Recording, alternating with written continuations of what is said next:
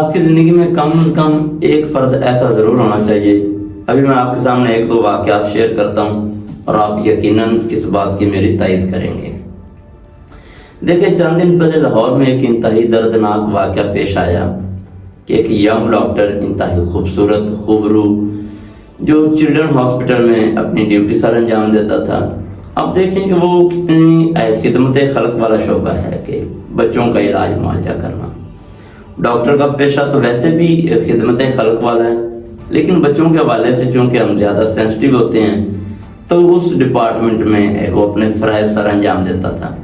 اب ہوا کیا کہ وہ ڈاکٹر صاحب 2-3 دن ڈیوٹی پہ نہ پہنچے تو کسی نے نوٹس تک نہ لیا.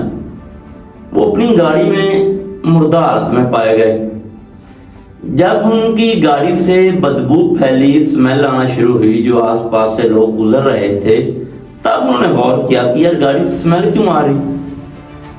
جب گاڑی کے شیشے توڑ کر یا دروازے توڑ کر جب چیک کیا گیا تو اندر وہ جو ڈاکٹر صاحب ہیں ان کی لاش پڑی تھی.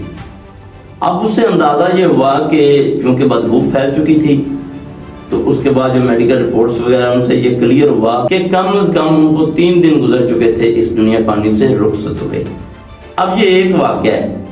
اس کے بعد میں ایک دوسرا واقعہ آپ کے سامنے رکھتا ہوں کہ ایک کبڈی کا پلیئر تھا کافی مشہور ہمارے پاکستان کا. اب دیکھیں، جو سپورٹس مین ہوتے ہیں وہ بھی لوگوں کو انٹرٹین کرواتے ہیں، لوگوں کو خوش رکھتے ہیں. ہم جب یہ میلوں وغیرہ پہ یا کسی بھی تفریح کے پروگرام پر جاتے ہیں تو جو اپنی جو ٹینشن وغیرہ ہوتی ہیں ان کو ریلیز کرنے کے لیے جاتے ہیں کہ چلیں یار ہلا گلا ہو جائے، انسان تھوڑی دیر کے لیے انٹرٹین کر لے. اور وہاں پہ جو سپورٹس مین ہوتے ہیں وہ ہماری انٹرٹینمنٹ کا ذریعہ بنتے ہیں. اب وہ بندہ جو ساری دنیا کو خوش رکھتا ہے یا جو لوگ اس سے وابستہ ہیں ان کو خوش رکھتا ہے، اس کے ساتھ بھی یہی المیہ پیش آیا کہ وہ اپنے گھر میں مردہ حالت میں پایا گیا. اس کے بعد مختلف اس کے بارے میں رائے قائم کی گئی. کوئی کہتا تھا اس نے خودکشی کی ہے، کوئی کیا کہتا تھا، لیکن جو میکسیمم رپورٹ سامنے آئی ہے سوشل میڈیا کے ذریعے وہ یہی تھی کہ اس نے خودکشی کی ہے. لیکن اصل میں جو خطرناک بات ہے وہ یہ ہے کہ اس کے بھی 3-4 دن بعد لوگوں کو پتہ چلا. جب گھر سے اسمیل آنا شروع ہوئی، بدبو آنا شروع ہوئی، لوگوں نے گزرتے ہوئے لوگوں نے یہ نوٹ کیا تو انہوں نے دروازے توڑے اور جب اندر گئے تو پتہ چلا کہ وہ شخص ہے جو وہ بھی اپنی جان کی بازی ہار چکا ہے. تو اس سے آپ اندازہ لگائیں کہ موت تو برحق ہے، ہر ایک نے مرنا ہے. اگر وہ دنیا میں نہیں رہے تو رہنا ہم نے بھی نہیں ہے.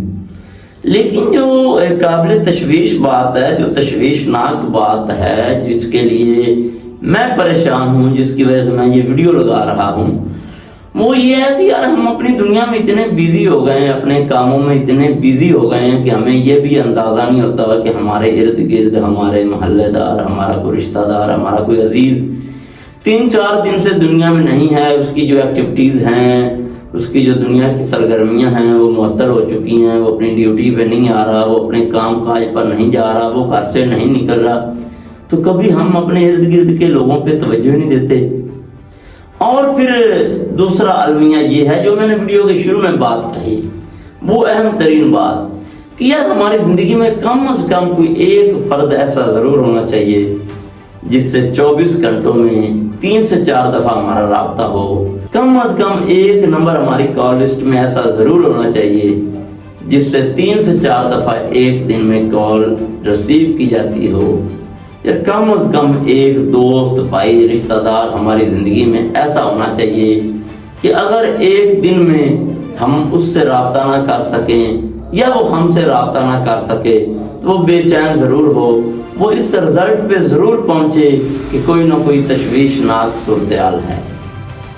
اب یہ جو میں نے آپ کے سامنے 2 انتہائی افسوسناک واقعات رکھے ہیں، ان سے یہ ثابت ہوتا ہے کہ دیکھیے وہ انتہائی سوشل آدمی تھے.